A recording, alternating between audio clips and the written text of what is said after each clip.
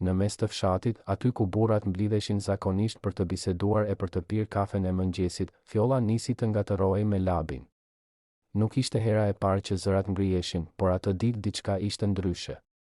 Fjolla fliste me vrull, me fjalë që i dilnin nga shpirti, pa i peshuar mirë.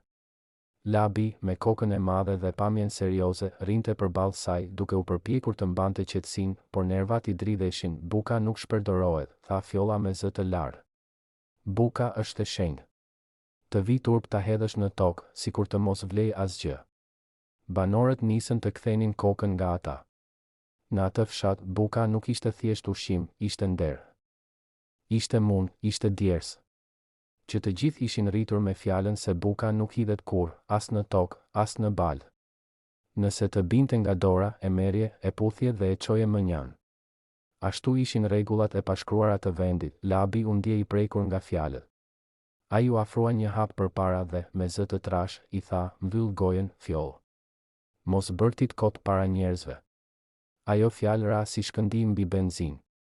Fjolla desh të shpërthente edhe më shumë. Syt i shkëlqenin nga inati, duart i dridheshin. Dukej sikur një konflikt i madh ishte gati të ndiste gjithë fshatin, por banorët nuk e lanë situatën të shkonte më tej. Të parët u afruan pleqt.